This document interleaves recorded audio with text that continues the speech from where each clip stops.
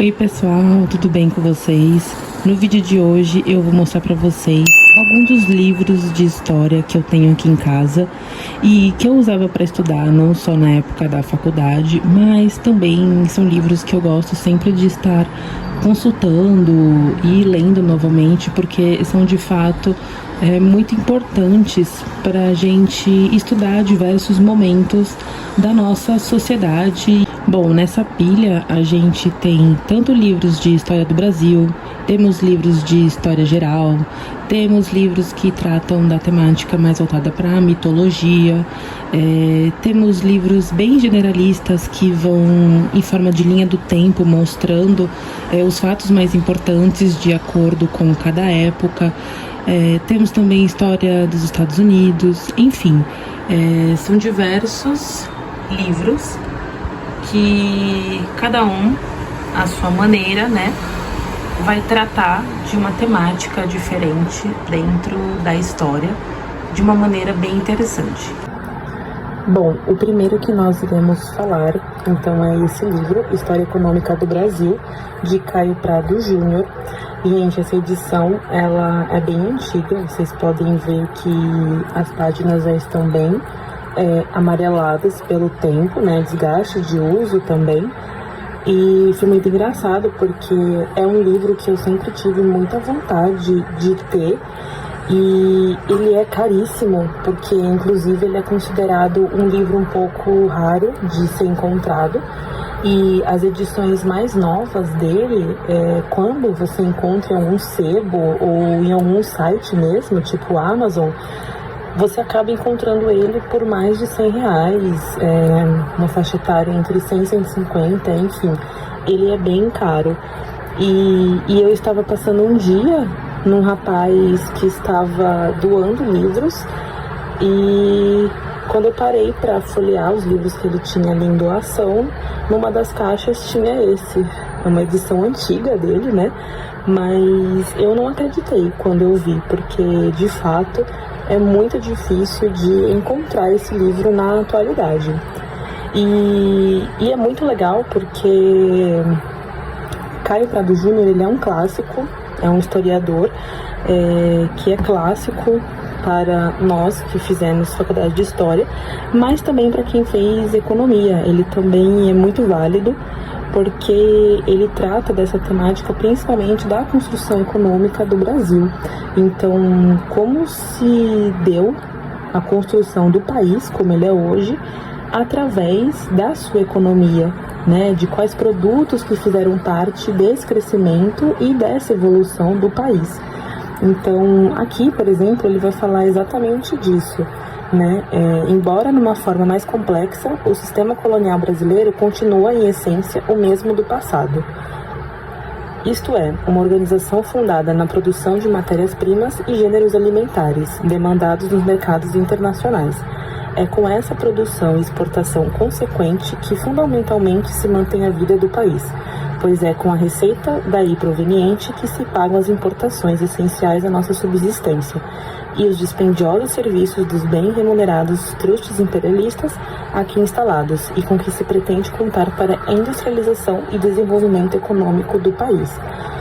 Então aqui ele vai tratar de todos esses produtos que fazem parte dessa história econômica, né? A gente vai ter o ciclo da cana, o ciclo do ouro, o ciclo do pau-brasil, todos eles, né? De forma que fica escalonado, né, em cada época, como se deu e como surgiu essa história econômica de cada um, e como o país foi sendo construído baseado em cada uma dessas etapas. O próximo livro é esse do Leandro Carnal, Estados Unidos e a Formação da Nação. E esse livro eu gosto muito de estudar história norte-americana, então, como vocês podem ver, ele está todo marcado e sublinhado, porque fora ele ter essa diferenciação de ter imagens ao longo dele, ele é bem resumido, é um livro fino, então você consegue de forma bem rápida, ter uma boa visão de como que se deu a história dos Estados Unidos. E ele está todo sublinhado.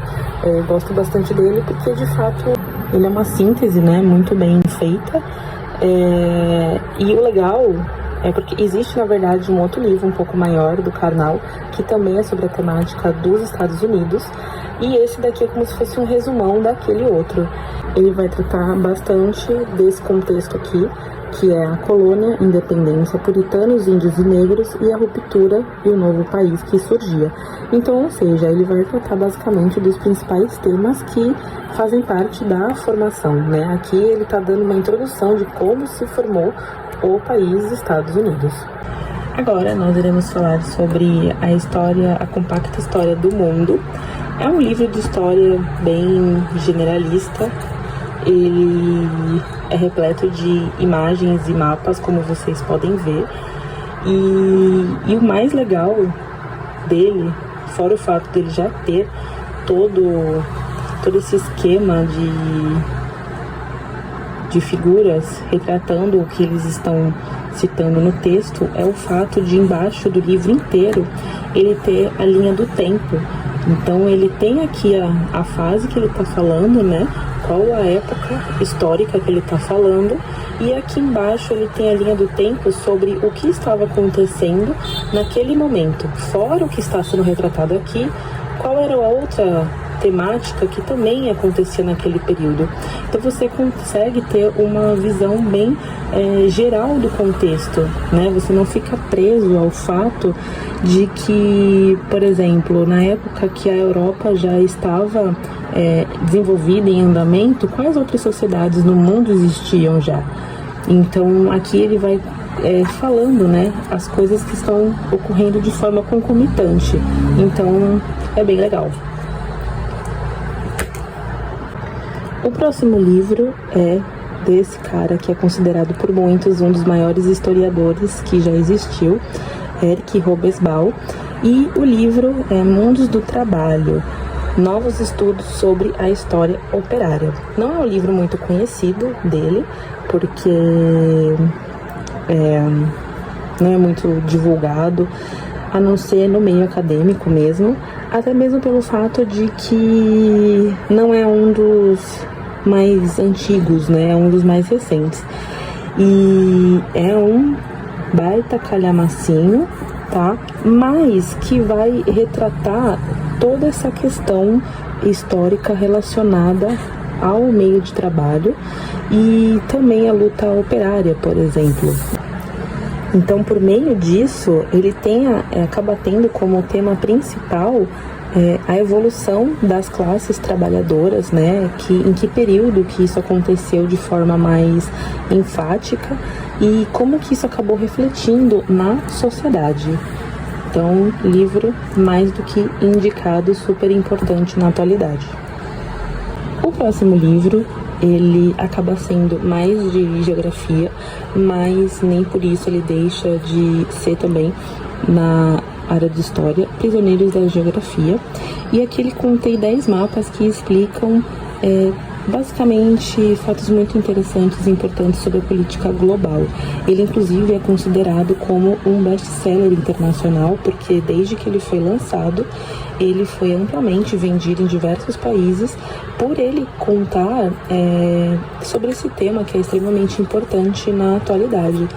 Então, será mais um livro que também é considerado mais generalista e contém diversos mapas também ilustrando essas questões política, econômica e global que influenciam o mundo inteiro, né? Não só geograficamente, mas também histórica e economicamente.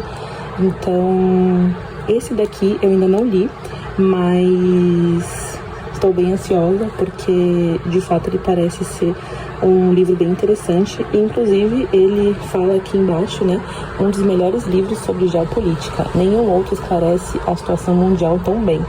Então estou ansiosa para ver se de fato é tudo isso. Agora eu vou falar sobre 2 livros da autora Lilia Shevardz, que é bem famoso, né? Começando pelo principal dela, que é Brasil, uma biografia. Esse livro, ele deu um boom de vendas, inclusive ele esgotou algumas edições e foi publicado novamente pela Companhia das Letras. E ele é literalmente uma biografia do Brasil. Ele vai contando o passo a passo de absolutamente tudo que aconteceu por aqui. Ele é de fato o que o título descreve. É uma pessoa que pegou um país e destrinchou a sua história ao ponto dela se tornar uma biografia. Então ela vai falar sobre desde o momento onde os portugueses chegaram aqui na América até os dias atuais. Inclusive o livro ele conta com um pós-fácil, né, um capítulo extra também que acaba englobando um período após o término da escrita desse livro. Então vale a pena também para quem leu ele ir atrás desse capítulo extra para poder se informar um pouco sobre políticas mais atuais. E o segundo é esse livro mais recente dela, Dicionário da Escravidão e Liberdade, que é literalmente um dicionário sobre termos relacionados à escravidão. Então, da mesma forma que o primeiro, ele contém também muitas fotos e imagens, mas ele, de acordo com as letras, ele vai contando a história do que foi a escravidão nas Américas, tá, gente? Não é a escravidão desde o seu início histórico, mas a escravidão voltado aqui da comunicação que ocorreu entre África e América. E por fim, eu trago esse livro que também é super famoso no meio histórico, que é o livro da mitologia. Ele é um livro lindo, ele conta com a fitinha, bem no estilo livro clássico mesmo para a marcação, capa dura, tá? E, enfim, ele tem detalhes muito bonitos.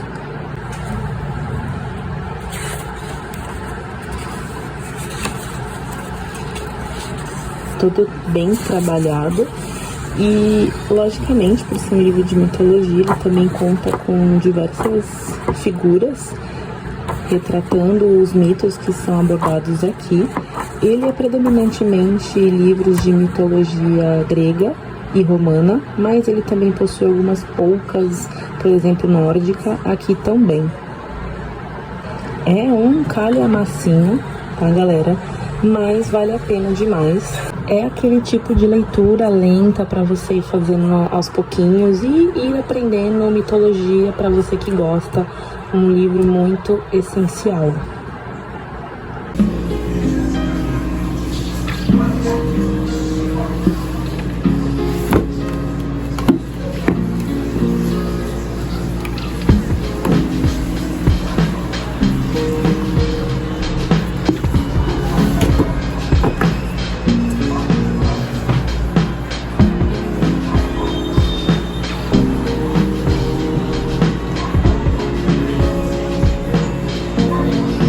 Então é isso, pessoal, espero que vocês tenham gostado do vídeo de hoje. Não esqueça de deixar aquele like e também de se inscrever no canal, tá? O vídeo de hoje foi mais ou menos um blog ali para mostrar para vocês quais são os livros de história que eu tenho aqui em casa. Alguns eu já passei pra frente, claro, mas esses são os que permaneceram, pelo menos até o momento, aqui na minha estante.